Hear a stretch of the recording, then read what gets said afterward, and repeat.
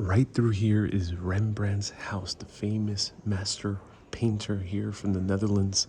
We're going to walk around his house, but here we have a cross section of the house that he purchased back in 1639, lived here all the way to 1658. He bought this for 13,000 guilders, which at that time was a gigantic sum of money. So he lived very lavishly because he was a very famous artist. But then, unfortunately, a huge market crash happened. He also did not pay off his mortgage, and he lost his house. Then moved to a much smaller apartment. A lot of the original furnishings were sold, like the ones we're seeing here, and then they were retrieved once again to bring it back to this house. So let's explore Rembrandt's home.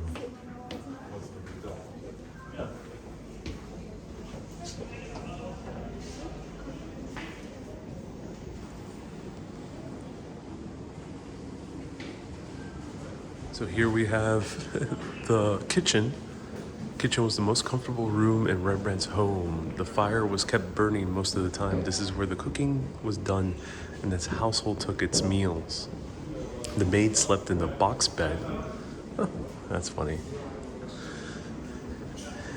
And there was a draining board open on the courtyard. There was a privy and covered gallery. The small door by the fireplace opened up to an alleyway. Ah. Here used to be the alleyway. Now the modern museum entrance is there.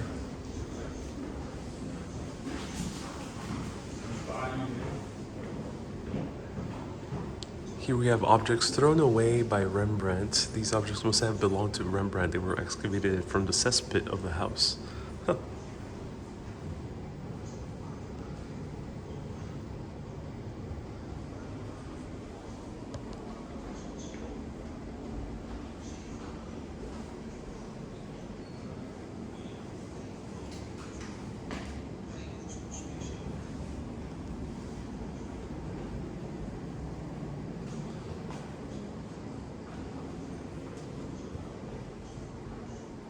Where was the bed?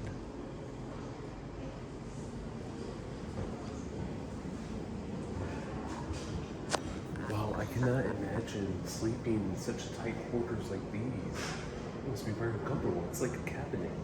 It's so interesting. Reminds me of my hotel room. Let's go upstairs.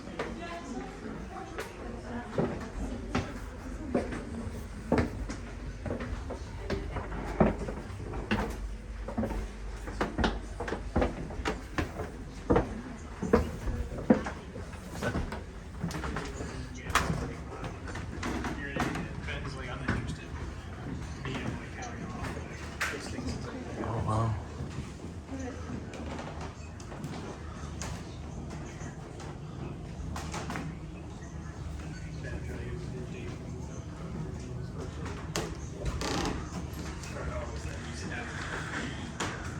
So this is the salon where Rembrandt kept a lot of his collection of art.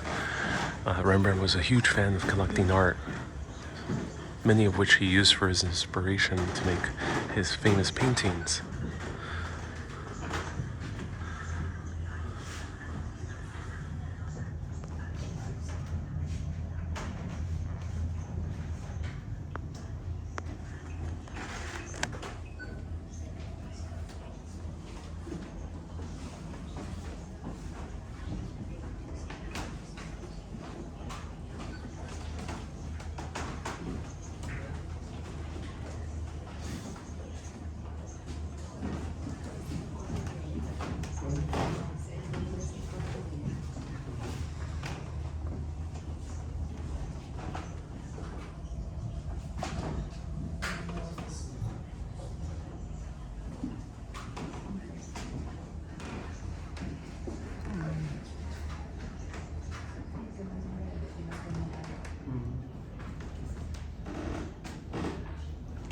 This was Rembrandt's living room and bedroom. Paintings hung on the walls of this highly ceilinged room, among them biblical scenes by Rembrandt and works by artists more close to his heart. Peter Lesman, Jan Levens, Hercules, Seagulls. Rembrandt slept in a box bed by the door. Wow. we know that the room looked like this from one of his drawings showing his wife Saskia in bed. Huh.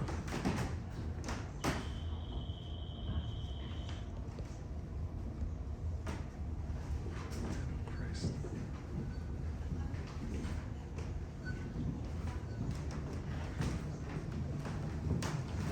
That's so interesting.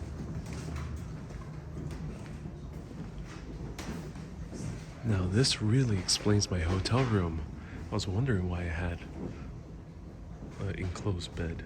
This is like Dutch style.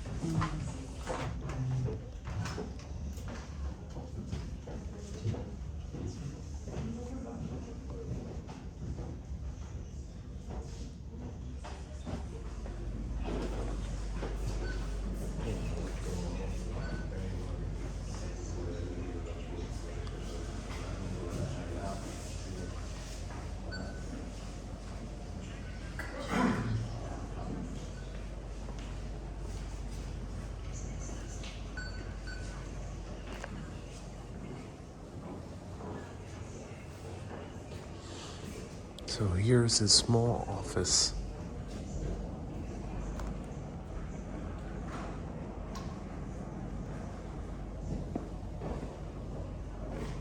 There's a free audio guide included. It's €15 to get in.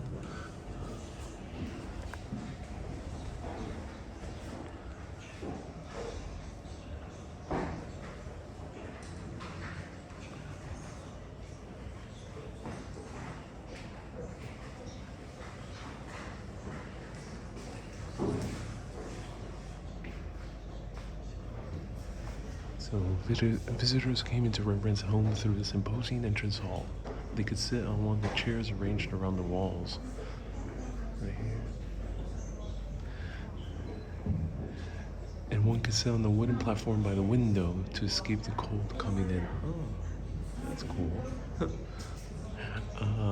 And have a good view of what's happening on the street. The walls were decorated by paintings by Rembrandt himself and other masters. They were for sale Rembrandt will keep his business papers in low room, which is called a small office. Oh, wow.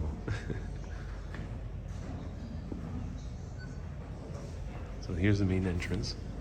And Rembrandt would sell some of these paintings, and he would keep the paperwork in a small office, doing his accounting. That's fascinating.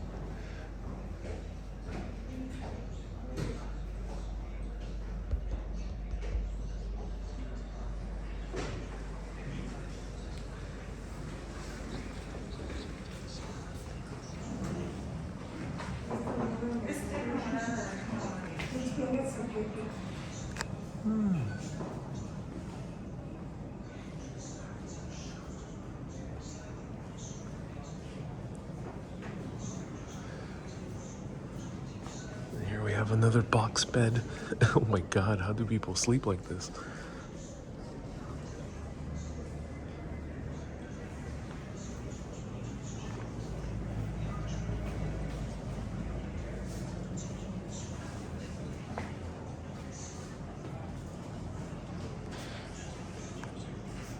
So here it says Rembrandt conducted his art business in this elegant room. He would receive his clients with a glass of chilled wine from a marble wine cooler.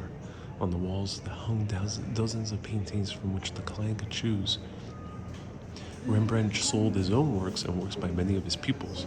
He also dealt in paintings by many other masters. This was a common practice among artists at the time. Rembrandt had Flemish and Italian works in stock, but most of the paintings were by Dutch masters. Wow, he was an art dealer.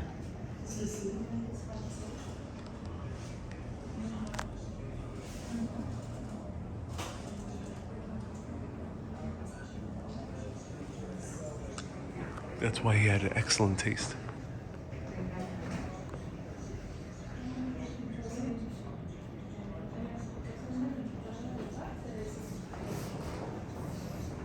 Oh my God, what is that?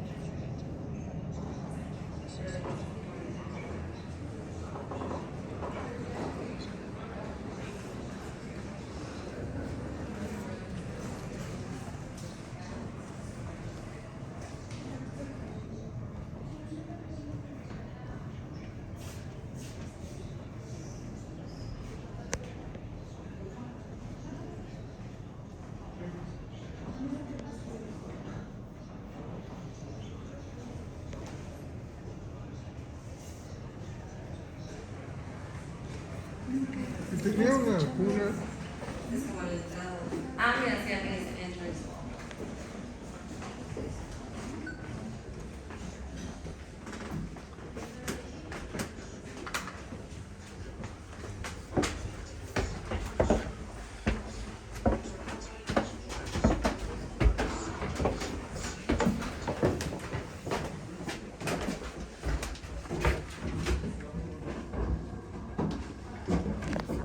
It's so cool that they had interior windows in these apartments. That's awesome.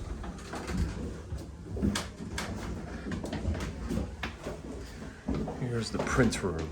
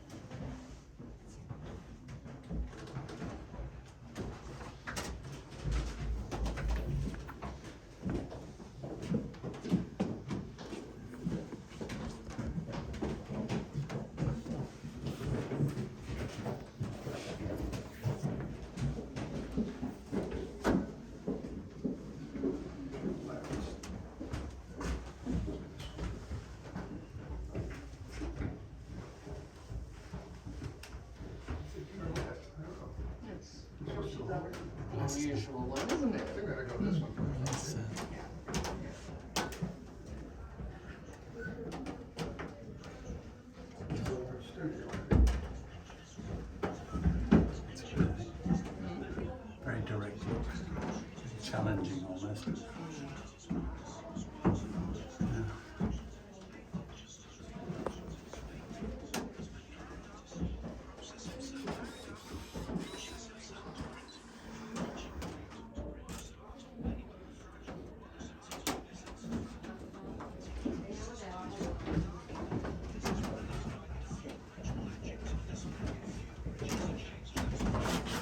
There it is there, see?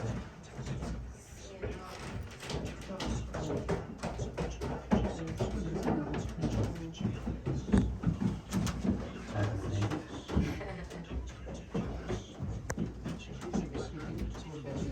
Like big one, that's nice.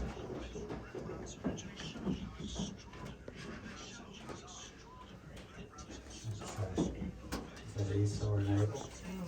He's about to cut. And it's about to Isaac. To sacrifice his son.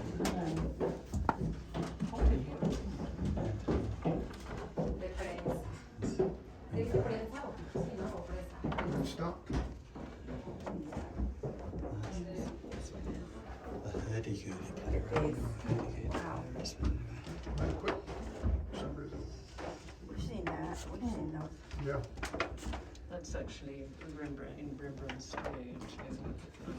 Them still, yeah, I guess we keep going up, huh? with all the windmills. Yeah. It could have been Delft, isn't it? That's what it said, go left. There's no way to go left.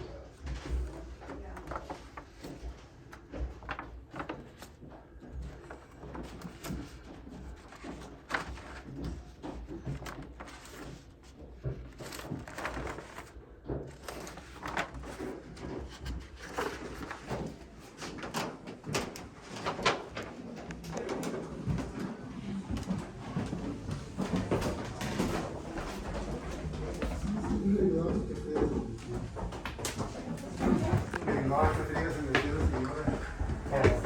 Está todo.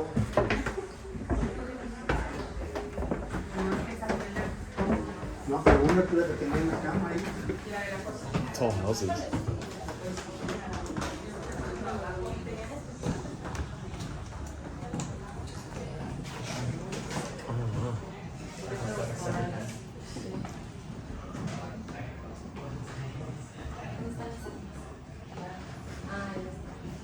I guess this is his cabinet of curiosities, which was very common with Dutch people. I think even to this day, but it's definitely very common during the Golden Age that every Dutch person, middle class or higher, would have their own cabinet of curiosities to show off.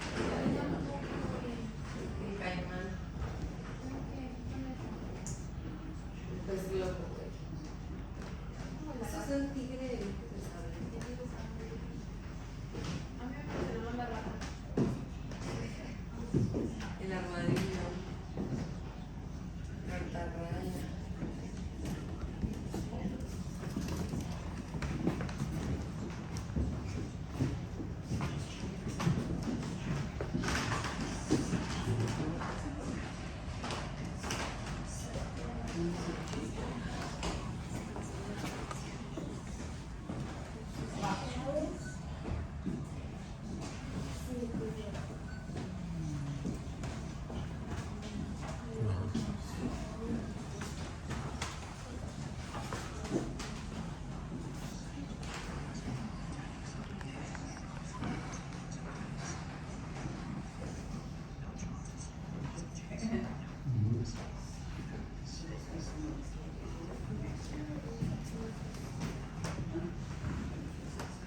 The elephant tusks.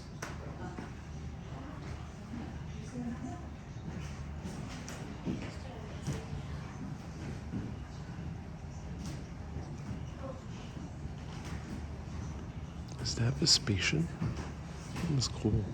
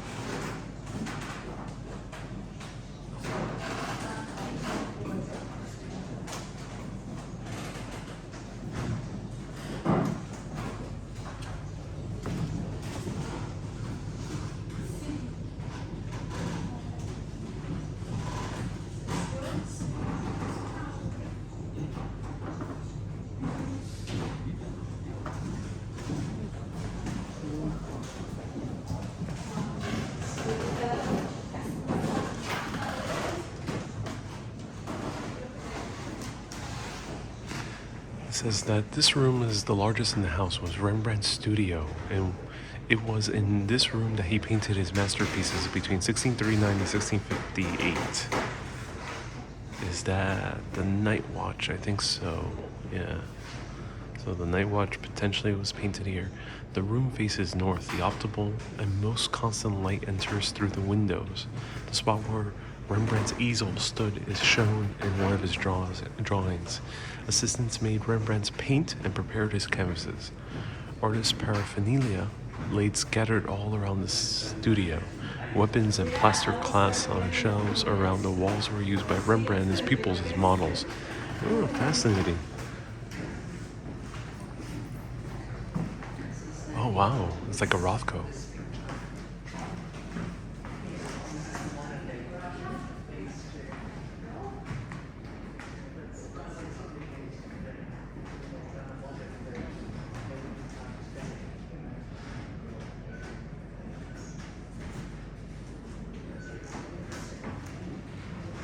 I didn't know that Rembrandt painted like Rothko. No, me neither, actually. Very talented. Ahead of his time. No, I keep learning new things. Yeah. Is that supposed to be just the base paint before he actually Yeah. paints over it? Yeah. Or one of the lower layers? Yeah, that's Okay, true. alright, cool. Yeah. There you go. Rocco decided to make that the artwork. That's it, he was done. He was like, oh, I'm finished.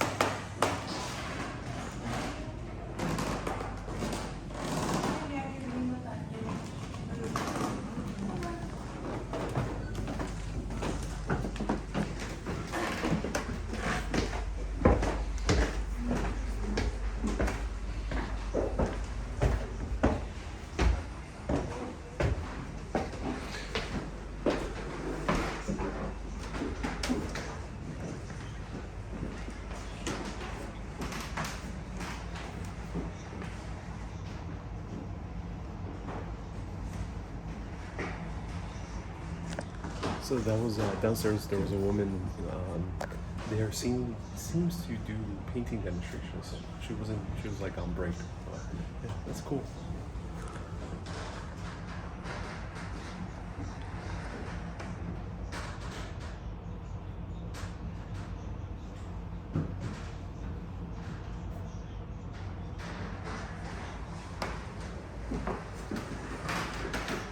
So this is a small studio. The name notwithstanding, this room is no smaller in area than the large studio down below.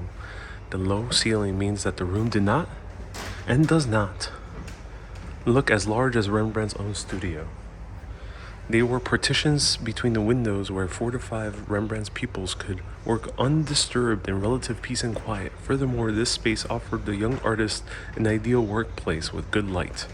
Various musical instruments, weapon, plaster cast, and pieces of fabric served to inspire the pupils. Oh, wow.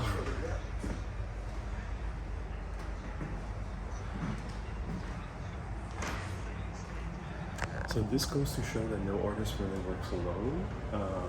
Not even the greats like Michelangelo, Rembrandt, Leonardo da Vinci. They all had pupils, and they all had students and assistants that would help them paint.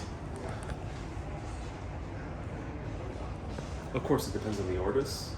Most of those masters, it was by their hand ultimately, but everything else, as you saw, the painting, bringing the casts, maybe making initial sketchings of said models and weapons, things like that, preparing the canvases, things like that were made by a team of people.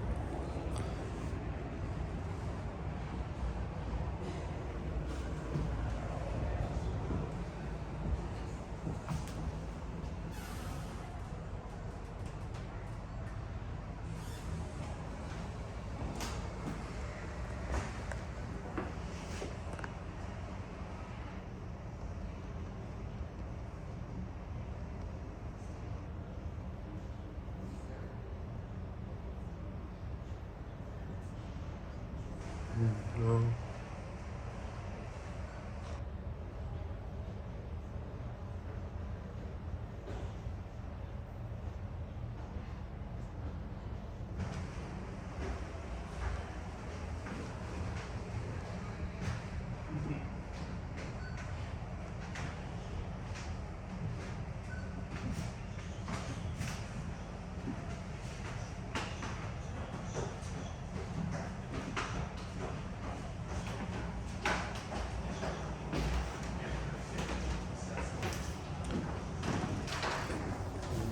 Looking at these paintings right next door, we're right by Belgium.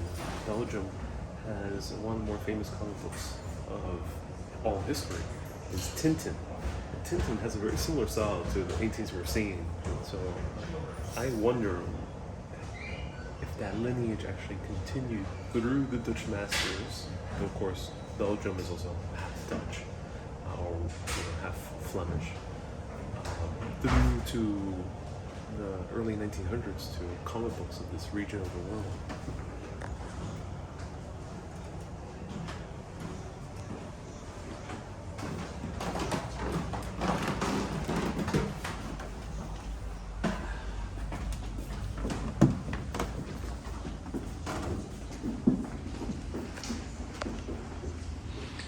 So it says Rembrandt was not just an amazing painter, he also made astonishing etchings, especially in the period between 1850 and 1940.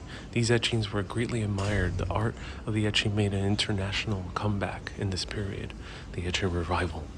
Rembrandt was its leading light. The etching revival was therefore also in Rembrandt's revival. The Rembrandt House Museum recently received the gift of nearly 400 prints from the period of 1850 to 1940. The donor is Nick Frankel Shore, who has been collecting prints nearly her entire life. Prints are central to the collection of Rembrandt House. However, this period was underrepresented until now. Oh, wow.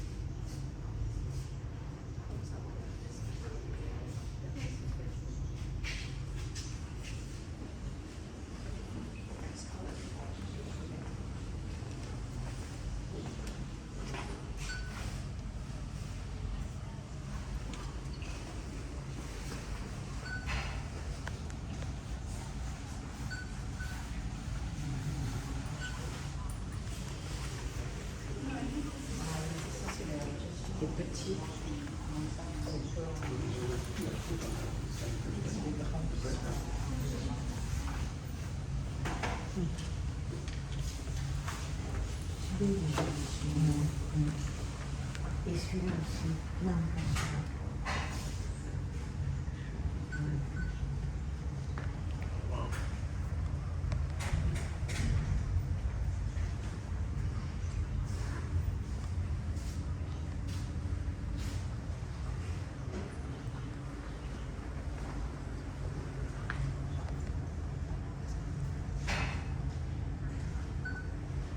Oh, this is interesting. This is done in panels, like a comic book. 1879. Felix Buhut. Wow. Huh.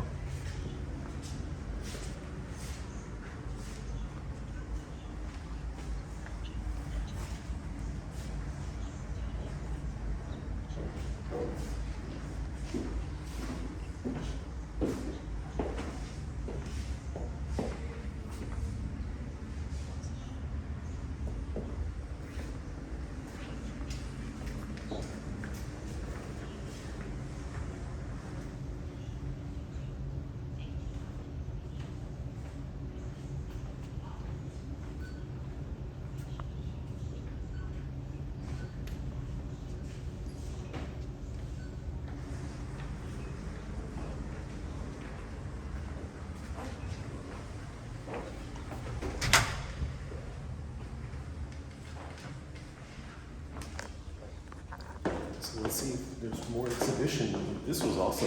I recommend it.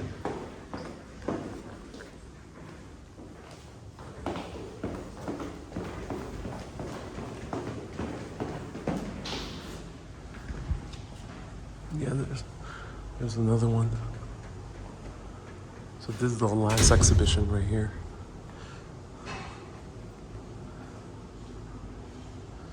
These are international etchings.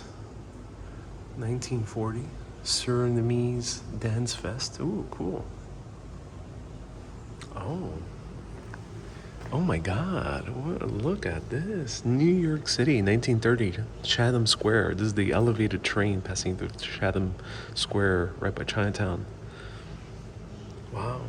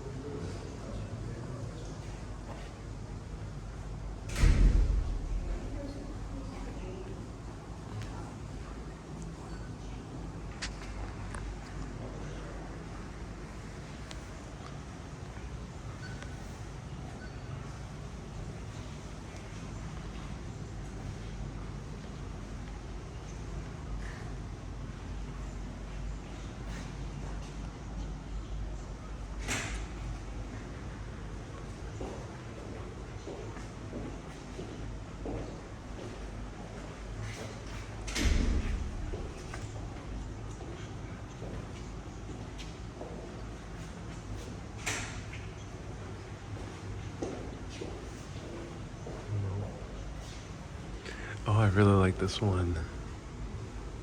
This is Ibiza. Duis grew up in Amsterdam and went to Rijksakademie. Oh, I'm not sure what that is. National Academy, there we go. National Academy van Bellenden Kunsten. She subsequently specialized in printmaking. She made independent artworks, illustrations, and postage stamp designs. She traveled a great deal and was on the Spanish island of Ibiza in 1935. Gorgeous.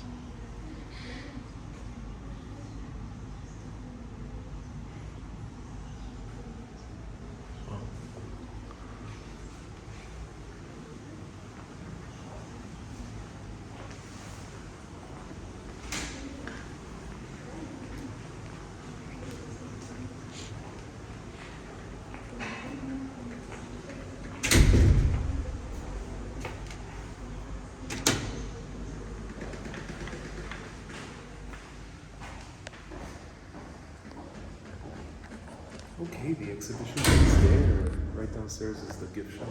I recommend it. It's a really fun house museum. 15 euro. You saw it. Full tour. Downstairs is the gift shop, basically. Up front, you can't really see too much because it's just a modern facade. But I hope you enjoyed it. Also, free audio guide with it, and I had a blast. It was awesome seeing Rembrandt's home. Later on, he had to move to a smaller apartment and died pretty much broke, which is sad and sadly ironic since he innovated Baroque design. So it's awesome that they restored a lot of his original furnishings and things like that. So everyone, thank you so much for tuning in. Thank you so much for your contributions on Patreon, patreon.com/urbanness. I really appreciate it, or YouTube or Facebook.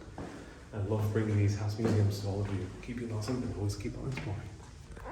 Have a good day, everyone. Don't give out. Bye-bye.